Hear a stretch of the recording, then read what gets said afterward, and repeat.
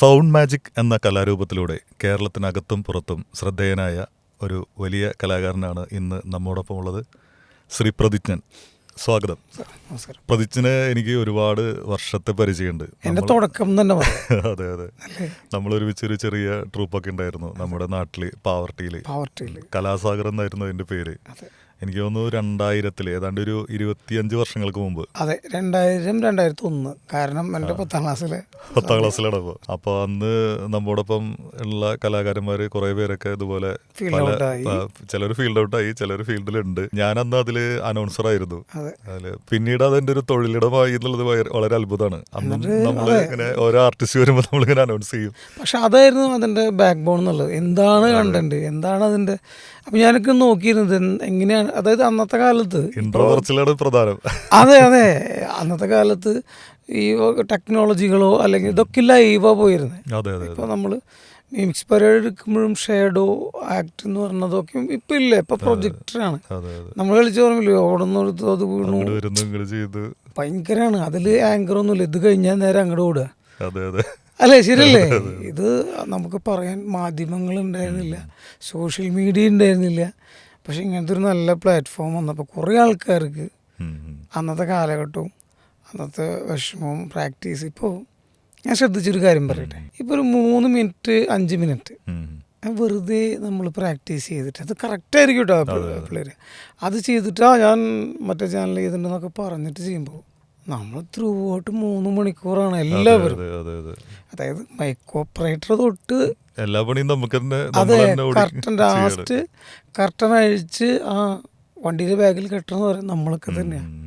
ഏറ്റവും അവസാനം പോവുക നമ്മളൊക്കെ തന്നെയാണ് അവസാനം. അപ്പോൾ ആ ഒരു സംഭവമൊക്കെ മാറി ഇപ്പോൾ. അപ്പം എന്തായാലും ഇത് ഈ ഒരു വരാൻ കഴിഞ്ഞതിൽ ആദ്യം ജിബിൻ ചേട്ടനോടും ഇതിൻ്റെ ക്രൂസിനോടും ആദ്യമായിട്ട് ഒരു കലാകാരൻ എന്ന നിലയിൽ എന്താ പറയുക, നന്ദി ആദ്യം പറഞ്ഞിട്ട് തുടങ്ങുകയാണ്. സന്തോഷം.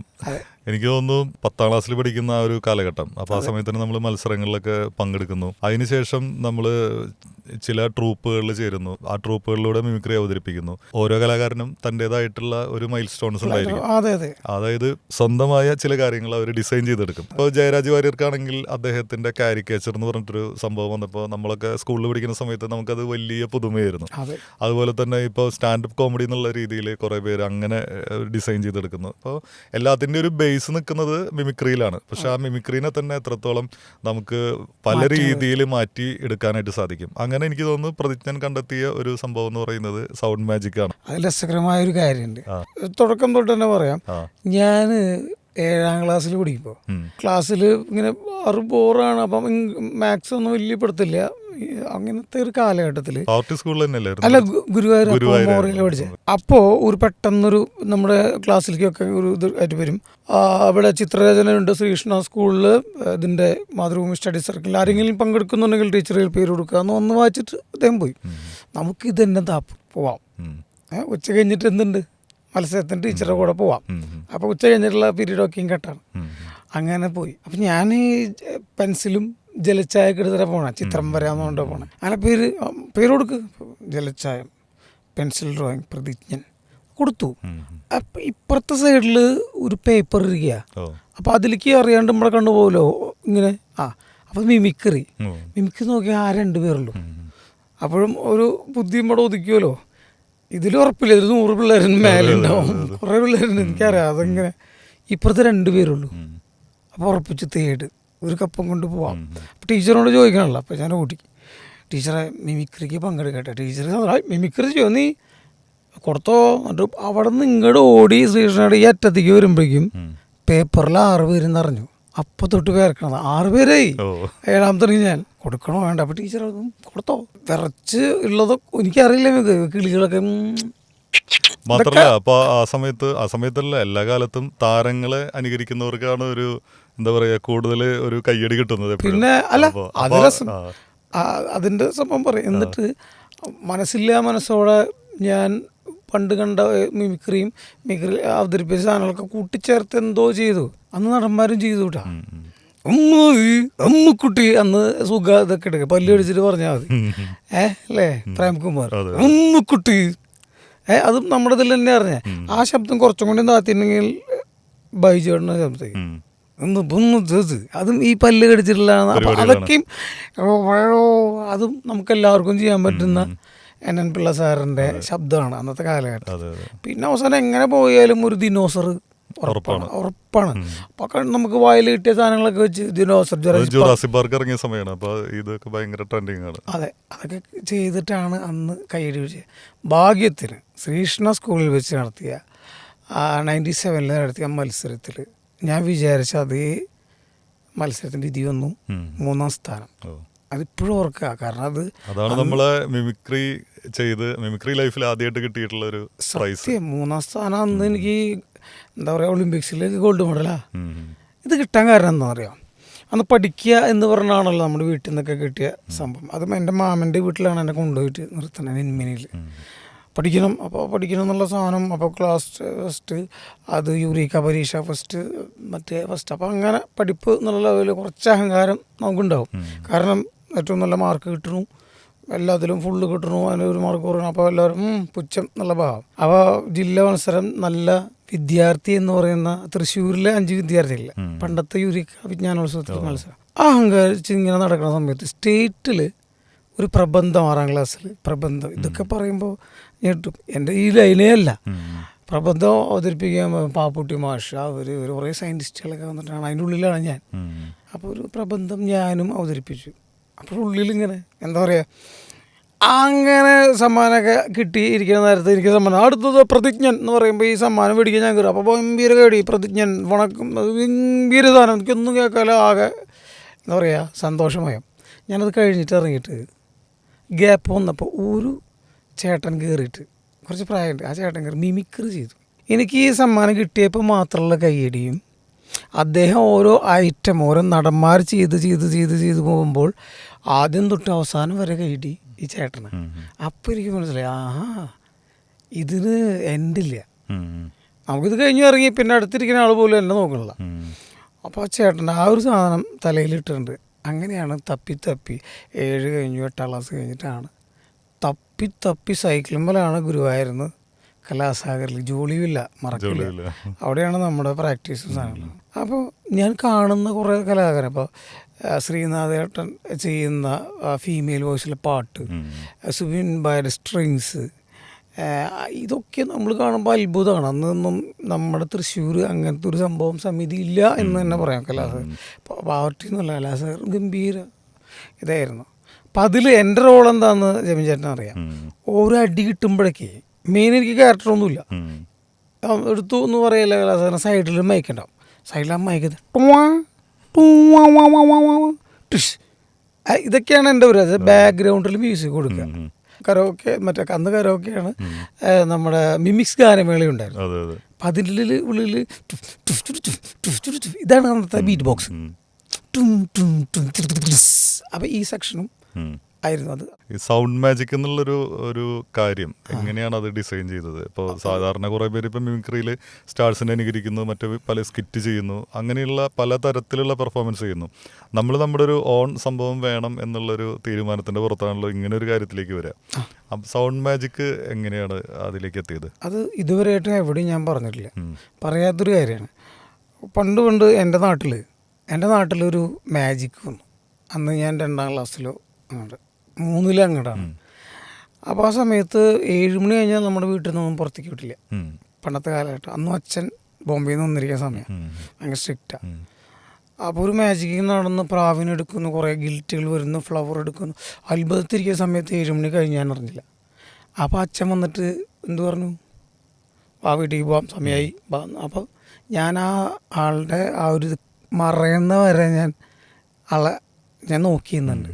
അതൊക്കെ കഴിഞ്ഞ് പോയി, കാലങ്ങൾ കഴിഞ്ഞു, മിമിക്രി എത്തി. ഒരു ദിവസം മാജിക്കിനോട് എനിക്കൊരു കമ്പം വന്നു. അപ്പോൾ ഞങ്ങളുടെ ഷാജി ഏട്ടനോട് ചോദിച്ചു, എനിക്ക് മാജിക് പഠിക്കണം. അപ്പോൾ അങ്ങനെ പെട്ടെന്ന് പഠിക്കാൻ പറ്റില്ല. അങ്ങനെ ഗുരുവായൂർ സൈഡിൽ ഇങ്ങനെ വിൽക്കും. അപ്പോൾ ചേട്ടനോട് ചോദിച്ചു, ചേട്ടാ എനിക്ക് മാജിക് പഠിക്കണം. അപ്പോൾ എൻ്റെ വീട്ടിലെ കാര്യങ്ങളൊക്കെ ആൾ ചോദിച്ചു, മോനെ ഈ മാജിക് പഠിക്കണമെങ്കിൽ കുറേ പൈസ വേണം, വീട്ടിൽ കറണ്ട് പോലും ഇല്ല. കുറേ വിഷമമായിട്ട് നടന്നേ.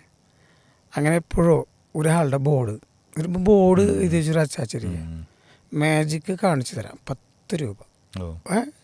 10 രൂപ ഭയങ്കര സന്തോഷം. അതിൽ 10 രൂപ കറക്റ്റാണ്. വീട്ടിലേക്ക് പോയാൽ അന്ന് എത്രയാ 6 അത്രേ ഉള്ളൂ. ചില്ലറിയില്ല, തിരിച്ചു പോകാനില്ല.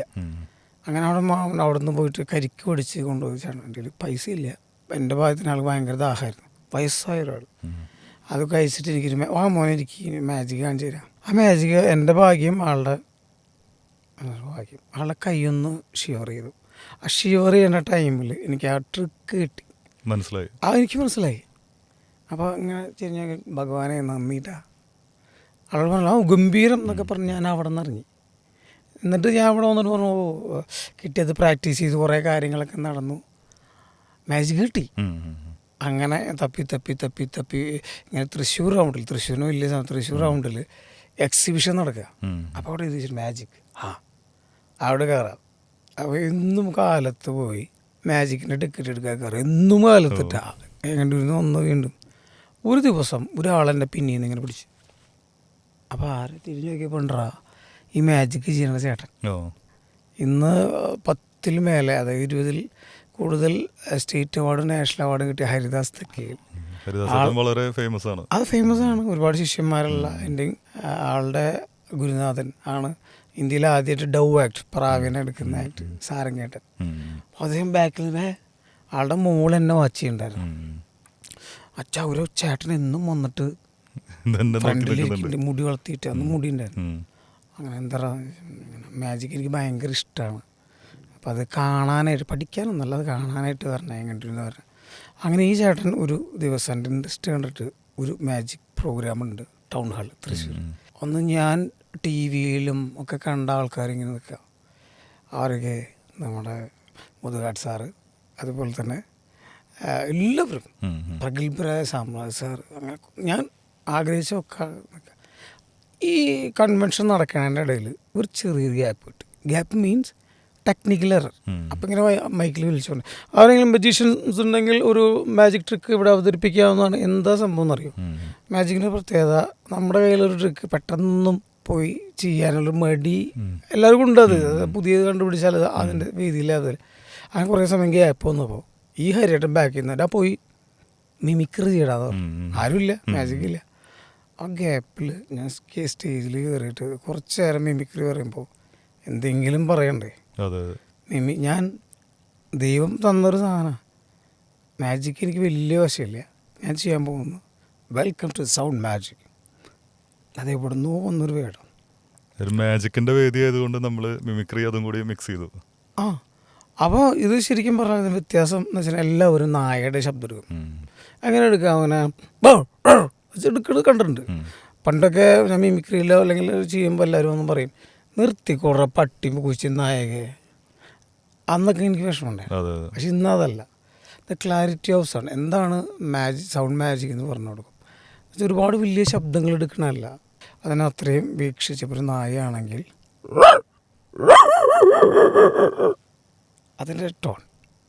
അപ്പോൾ അപ്പോഴൊക്കെയും മണിച്ചേട്ടനും എനിക്ക് പറഞ്ഞു തന്നിട്ടുണ്ട്, വളരെ ദൂരെ നിന്ന് കുറയ്ക്കുന്നൊരു നായ. അത് ഒരു പാടത്തിൻ്റെ അവിടെ നിന്ന്, അത് ഞാൻ പറയുമ്പോൾ ഒരു മലയുടെ മേലെ നിന്ന് റിപ്ലൈ വരുന്നത്. അപ്പം ഇവിടുത്തെ നായ താഴ്ന്നു കുറയ്ക്കുകയാണ്, മലയുടെ മേലെ നിന്ന് ഒരു നായ റിപ്ലൈ കൊടുക്കണം. അയ്യോ, മലയുടെ മേലെന്ന്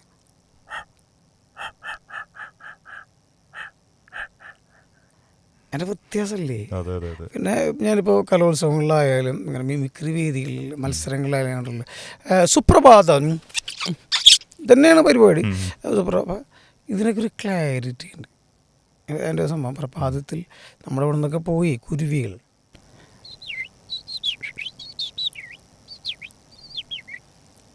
മറ്റേത് ഇപ്പോൾ എല്ലാവർക്കും ചെയ്യണം. പിന്നെ അടുത്ത് കഴിഞ്ഞാൽ കോഴിയാണ് കൊക്ക എങ്ങനെയൊക്കെ. പക്ഷെ കോഴിയുടെ ശരിക്കുള്ള ടോൺ എല്ലായിടത്തും ഞാൻ പറയാം. ഇതിൻ്റെ ആ ഗ്രെയിൻസ് നമ്മൾ എത്തിക്കും. ഭയങ്കര രസമാണ്. ചില അവസാനത്തെ ടോൺ നോക്കിയോ. പിന്നെ എൻ്റെ അമ്മ അംഗനവാടി ടീച്ചറാണ്, തങ്കമണി ടീച്ചർ എന്നാണ് പേര്. ഞാൻ കോമഡിക്ക് ഗോൾഡ് ബെൽ ടീച്ചർ എന്നൊക്കെ വിളിക്കും എങ്കിൽ. അപ്പോൾ അമ്മയുടെ അംഗനവാടിയിൽ 3ാം ക്ലാസ് ആയാലും എൻ്റെ പഠിപ്പ് കഴിഞ്ഞാൽ അമ്മ ടീച്ചറാണല്ലോ, ഞാൻ ചെല്ലും, കിടക്ക് ഇരിക്കുക എന്നൊക്കെ പറയും. ചിലപ്പോൾ ഒരു ഒരലമ്പാകുമ്പോൾ കുറച്ച് മിമിക്രി പഠിച്ച സമയത്ത് ഒന്നും ചെയ്യാൻ പറ്റില്ല, നമ്മുടെ മേത്തുണ്ടാവില്ല. പിന്നെ ചെറിയ ചെറിയ കോഴി, അവർക്ക് ഇഷ്ടമുള്ള സാധനങ്ങൾ കോഴിക്കുട്ടി. അവിടേക്ക് ഒരു കോഴിക്കുട്ടി വന്നിട്ടുണ്ടല്ലോ. അപ്പോൾ എവിടെ എവിടെ എന്ന് ചോദിക്കുമ്പോൾ അപ്പോൾ ക്ലിയർ വോയിസ് ആട്ടോ, അത് കേട്ടോ.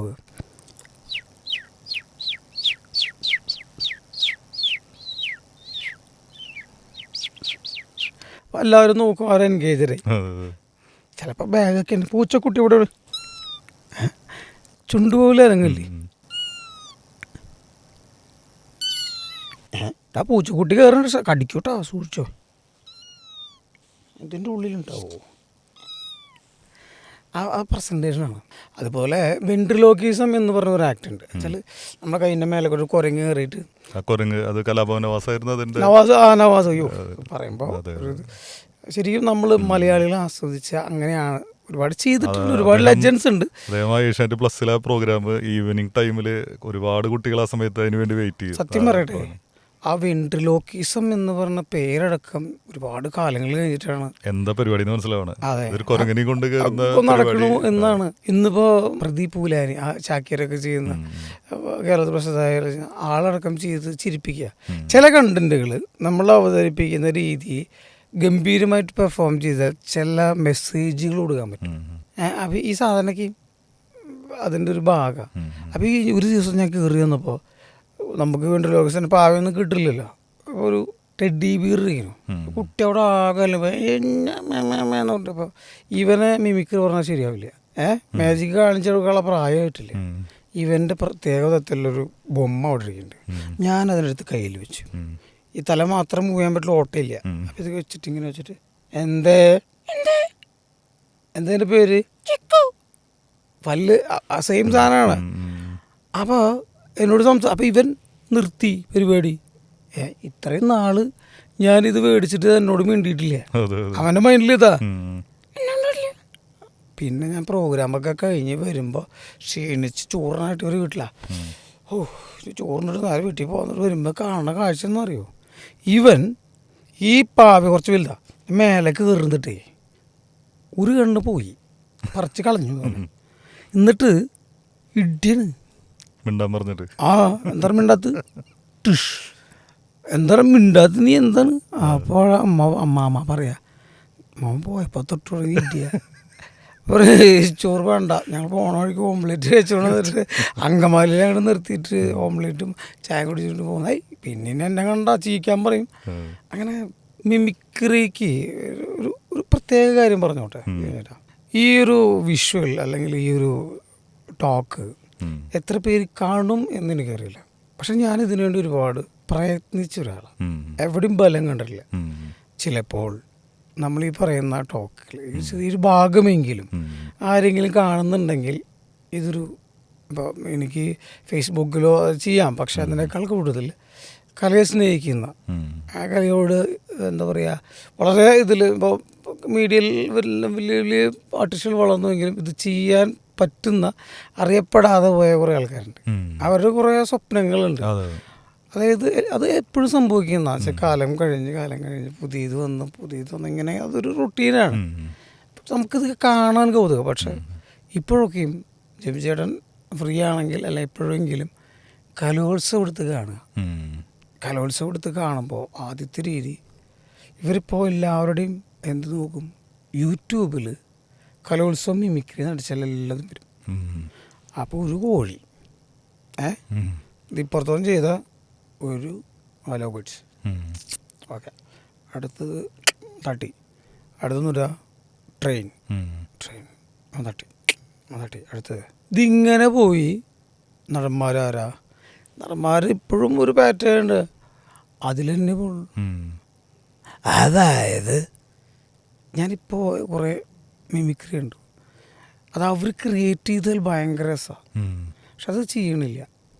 ബീറ്റ് ബോക്സ് എപ്പോഴോ ആദർശ് എന്ന് പറയുന്ന ഒരു വലിയ കലാകാരൻ വർഷങ്ങൾക്ക് മുമ്പ് അവൻ കലോത്സവത്തിൽ ചെയ്ത സാധനം തന്നെ ഇപ്പോഴും കലോത്സവത്തിൽ ഒരു ഇത്രയാണ് സാധനമുള്ളൂ.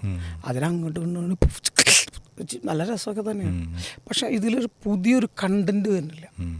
നമ്മൾ കാണുമ്പോൾ മിമിക്രിയിൽ പണ്ടെന്ന് വെച്ചാൽ ഓരോരുത്തർ വരുമ്പോൾ നമുക്ക് എന്തുട്ടാ വരുന്നുണ്ടോ, സുനിൽകുമാർ വരുന്നുണ്ട്. സുനിൽകുമാറാണ് കേരളോർമയില് നമ്മുടെയൊക്കെ മിമിക്രി നമ്മൾ കാണുമ്പോൾ ഏറ്റവും പുതുമയുള്ള സംഭവങ്ങൾ അന്ന് ചെയ്തിരുന്നു. അപ്പൊ അതിനൊരു ഓഡിയൻസ് ഉണ്ടായിരുന്നു. അതെ അതെ. ജെമിൻ ചേട്ടൻ ഇപ്പൊ ശ്രദ്ധിച്ചിട്ടുണ്ടോ മിമിക്രി കലോത്സവം നടക്കുന്നത് എവിടെയാന്ന് ചോദിക്കുക, ആ ലിസ്റ്റിൽ എഴുതിയുള്ളതെന്നൊന്നും അറിയോ?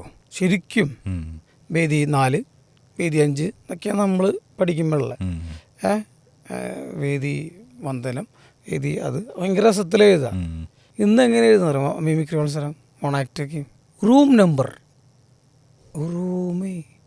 ഒരു സ്കൂൾ റൂം കൊടുത്തിട്ട് മിമിക്രി അവതരിപ്പിച്ചോളാൻ പറയുന്നു. ആ 3 ജഡ്ജസ് ഇരിക്കും. ജഡ്ജസിൻ്റെ കാര്യം എടുത്തു വരാട്ടോ, ഭയങ്കര കോൺട്രവേഴ്സി അത്. അങ്ങനെ നടന്നുള്ള സംഭവമാണ് ഇതൊക്കെ. ഇത് അധികാരികൾ കാണണം. ഒരു കലാകാരൻ്റെ അന്നത്തെ കാലത്ത് ഒന്നുമില്ല. ഒരു തേനീച്ച കൂട് പോലത്തെ ബോക്സ് കൊണ്ടുപോയിക്കും ഏത് മിമിക്രിക്ക്. ശബ്ദം ക്ലിയർ ആയിട്ട് കേൾക്കണം. എന്നിട്ട് ഏതോ ഒരു മൈക്ക് എടുത്ത് കൊണ്ടുവയ്ക്കും. നമ്മൾ ഈ റോട്ടിൽ കൂടെ പോകുമ്പോൾ ഇങ്ങനെ കേൾക്കുള്ളൂ. അതിനും ചെറിയ സ്പീക്കറൊക്കെ വെച്ചിട്ട്, നല്ല സ്പീക്കറുകളുണ്ട്, ഇത്രയായാലും ശബ്ദമുള്ള സ്പീക്കറുകളുണ്ട്. കുറച്ച് സ്കൂളുകളിൽ മാത്രം ചിലപ്പോൾ നല്ല ഇപ്പം ഞാൻ കമ്മിറ്റിക്കാർക്ക് അത്രയും ഒരു സ്നേഹം ഇതിനോട് ഉണ്ടെങ്കിൽ മാത്രം അവർ ചെയ്തിട്ടുണ്ടാവും. ഇത് കേൾക്കുമ്പോൾ അറിയാം ഒരുപാട്.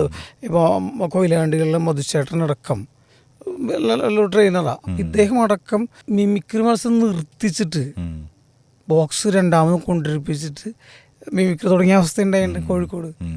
അപ്പോൾ അതുപോലെ ഇപ്പോഴും സ്റ്റിൽ നൗ മിമിക്രിക്ക് ഓഡിയൻസ് ഇല്ല. കാരണം എന്താണെന്ന് പറയുക, അതിങ്ങനെ ചെയ്യും, 5 മിനിറ്റ് ചെയ്യുമ്പോൾ പോകും. കാരണം ഇതൊക്കെയും ഈ ട്രെയിനും ഇതും ഇതൊക്കെ തന്നെ. ഏകദേശം 3-2 വെറൈറ്റി ശബ്ദങ്ങളുണ്ടാവുള്ളൂ, വെറൈറ്റി പെർഫോമൻസസ്. അപ്പോൾ സുനിൽ കുമാർ അല്ലെങ്കിൽ ഇത്രമേളം കേൾക്കാൻ നമ്മൾ നിൽക്കും. ഇംഗ്ലീഷ് മറ്റേ ചാനലിലെ വിവിധ ചാനലുകൾ, കാർട്ടൂൺ നെറ്റ്വർക്ക്, അതാളൊരു മെയിൻ ഐറ്റം. അതായത് ഷിബു മച്ചാട് എന്ന് പറയുന്ന അല്ലേ, നമ്മുടെ സെന്റ് തോമസിലുള്ള. അപ്പൊ ആളൊക്കെ ചെയ്യും. പിന്നെ മെയിൻ സംഭവം വിനോദേട്ടൻ. ഇപ്പോഴൊക്കെ അത് ഡൗൺലോഡ് ചെയ്തിട്ട് ഇപ്പോഴും. പിന്നെ സുനിലിന്റെ എനിക്ക് ഇഷ്ടപ്പെട്ടത് മറ്റേ കവികളുടെ ശബ്ദം എടുക്കുക. എല്ലാവരും നടന്മാരെ ശബ്ദം എടുക്കുമ്പോൾ കുഞ്ചുണ്ണി മാഷ്, മധുസൂദനൻ നായർ, അത് അവതരിപ്പിക്കുന്ന രീതിക്കും പ്രത്യേകത. അതെ അതെ. മധുസൂദനൻ നായർ എടുക്കുന്നത് ഓർമ്മയുണ്ടോ? ഈ മുഖം അന്നത്തെ ഹിറ്റ് ഡയലോഗാണ്. അത് മധുസൂദനൻ നായർ അതേ ടോണിൽ അതേ ശൈലിയിൽ ആള് എടുക്കും. അങ്ങനെ കുറെ കണ്ടെത്തലുകൾ. ഇതിൽ ഞാൻ ഇപ്പൊ ഇത്രയും ചെയ്യുമ്പോൾ ശ്രദ്ധിക്കുന്ന ഒരു കാര്യം, ഇപ്പൊ ട്രെയിൻ എടുക്കണം. ട്രെയിൻ എടുത്തോളൂ, ഇത് എൻ്റെയോ അല്ലെങ്കിൽ പക്രുച്ചേട്ടൻ നന്നായി ചെയ്യും. കുറേ ആൾക്കാർ ട്രെയിൻ മാത്രം ചെയ്യുന്ന ആൾക്കാർ. പക്ഷേ ആ ട്രെയിനിൻ്റെ എന്തെങ്കിലും ഒരു സ്പെഷ്യൽ ചേട്ടാ കണ്ടിട്ടുണ്ട്. മറ്റേ ഗുഹയെക്കൂടെ പോകുന്ന ട്രെയിൻ കഴിഞ്ഞിട്ട് വരുന്ന അങ്ങനെയൊക്കെ ചെയ്തിട്ടുണ്ട്. എങ്കിലും എൻ്റെ പെർഫെക്ഷൻ എന്താ, ഇപ്പോൾ കൊടുത്തിട്ട് നമുക്ക് പണ്ടിങ്ങനെയാണല്ലോ പിടിക്കുക. അതേപോലെ അതിൻ്റെ ഒരു ഫിനിഷിങ് ഉണ്ട്. അതെങ്ങനെ അറിയാം?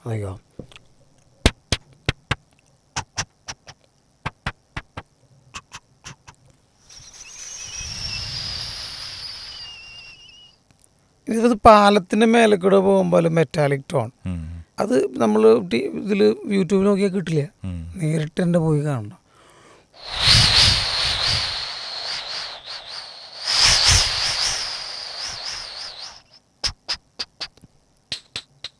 ആ ടോൺ കണ്ടോ?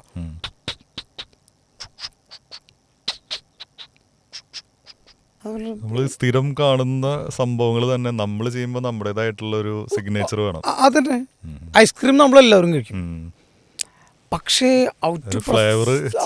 ഫ്ലേവറും ചിലപ്പോൾ വല്ല സെയിം കൊടുക്കുന്ന രീതിയും അതിൻ്റെ പാക്കിങ്ങും ട്രെയിനിൻ്റെ ഞാനും ചെയ്യണേ. പക്ഷേ സ്പെഷ്യലായിട്ട് കൊടുക്കണം. പണ്ടൊക്കെ ഇപ്പം ഞാൻ നേരത്തെ പറഞ്ഞു, ഇതൊക്കെ ഞാൻ ഒരു ചാനലിൽ, പ്രഗത്ഭരമായ ചാനൽ, കോമഡി ഉത്സവം പോലെയുള്ള ചാനൽ ചെയ്തപ്പോൾ ഞാൻ ദിനോസറിനെ വെച്ചാൽ എടുക്കണോ, മറ്റേ ഹെലികോപ്റ്റർ വരണം. ഒരാളിങ്ങനെ അറിയോ, ആരാന്നറിയോ? ഓസ്കർ അവാർഡ് കിട്ടിയ റസൂൽ പൂക്കുറ്റി സാർ. ആള് ഞെട്ടിത്തിരിഞ്ഞപ്പോൾ എപ്പോഴും യൂട്യൂബിലുണ്ട്. പറഞ്ഞെന്തറിയോ, ആ കുരുവി എന്നെ ഞെട്ടിച്ചത് എന്തിരൻ 2, സിനിമയുടെ പേര് എന്തിരൻ 2. അന്ന് കുരുവിയുടെ ശബ്ദം കിട്ടാൻ ഞാൻ ഒരുപാട് ബുദ്ധിമുട്ടി. മുന്നേ താങ്കളെ പരിചയപ്പെട്ടിട്ടുണ്ടെങ്കിൽ ആ ശബ്ദം എനിക്ക് എടുക്കുക. ഏതാ ശബ്ദം? നേരത്തെ എടുത്ത ചാനലുണ്ട്, റെസിപ്പി എപ്പിസോഡിന് അടിച്ചെടുത്താൽ നമുക്ക് എല്ലാവരും കാണാൻ പറ്റും. അതാണ് ഏത് ചാനലിലായിരുന്നു അത്? ഫ്ലവേഴ്സിൽ കോമഡി ഉത്സവം റസൂൽ പൂക്കുറ്റി സാർ എപ്പിസോഡിന് അടിച്ചാൽ അത് ക്ലിയർ ആയിട്ട് വരും. റസൂൽ പൂക്കുറ്റി സാറിനെ പോലെ ഒരു വലിയ മഹത് വ്യക്തി നമ്മളൊരു പെർഫോമൻസിനെ പറ്റി പറയാന്നുള്ളത് തന്നെ വലിയ കാര്യമാണ്. താങ്കൾ കിട്ടിയിരുന്നെങ്കിൽ ഞാൻ ഇത് ചെയ്യുമായിരുന്നു. കുറേ കിളികൾ പ്രൊഡക്ഷൻ കൊണ്ടുവന്നു, കരഞ്ഞില്ല.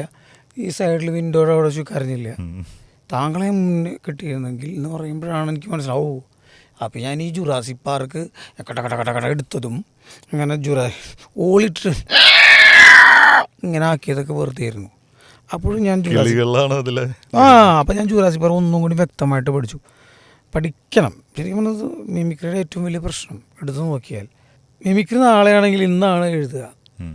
അത് ഇത് മറ്റുള്ളതിനൊക്കെ മോണക്കിനൊക്കെ ഒരാഴ്ച അല്ലെങ്കിൽ ഒരു മാസം 2 മാസം മുന്നേ പഠിക്കും. മിമിക്രിയുടെ ദോഷം എന്ന് വെച്ചാൽ നാളെയാണ് അല്ലെങ്കിൽ മറ്റന്നാളാണ് മിമിക്രിയെങ്കിൽ ഇന്നാണ് ലിസ്റ്റ് ഇടുക. ആ ലിസ്റ്റ് ചിലപ്പോൾ കൈമ്മലായിരിക്കും. പട്ടി ഈ നോട്ടം എപ്പോഴും ഉണ്ടാവും. അല്ലെങ്കിൽ മയക്ക് ഇങ്ങനെ പിടിച്ചിട്ട് അവിടെയാണ് നമ്മളിത് എഴുതിയിടുക. അടുത്തായിട്ട് സാധനം പിന്നെ അടുത്തതായി എന്നുള്ളത് ഒഴിവാക്കണം. അത് ഒഴിവാക്കി. അതെന്തായെന്നറിയോ? അടുത്തതായി ഒഴിവാക്കണം എന്ന് ഞാൻ ജഡ്ജ് ചെയ്യുമ്പോൾ പറയും. ഒഴിവാക്കി. പിന്നെ എന്തായെന്നറിയോ? അടുത്തായി മാറ്റിയവര്. ഞാൻ അടുത്തതായി എന്നുള്ള വാക്ക് ഇല്ലാണ്ട് ആദ്യമായിട്ടൊരു മിമിക്രി പെർഫോമൻസ് കാണുന്നത് സുനിലിന്റെ. സുനിൽ ഇങ്ങനെ അടുത്തായി എന്നുള്ള ഇത് പരിപാടിയില്ല, ഒന്നിൽ നിന്ന് ഒന്നിലേക്ക്, അത്യപൂർവമായിട്ട് കുഞ്ഞുണ്ണി മാഷ് അത്രേ ഉള്ളൂ. അത് കഴിഞ്ഞ് നേരെ കണക്ട് ചെയ്ത് പോടും. ഒരു കാര്യം ശ്രദ്ധിച്ചിട്ടുണ്ടോ? മലയാള സിനിമയിലെ മോഹൻലാൽ ഇന്ന സിനിമയിലെ ഈ സമയത്ത് ഇതൊക്കെ മലയാളികൾക്കറിയാം. ഇത്രയും സമയം സെക്കൻഡ് പോവാ. അതെ.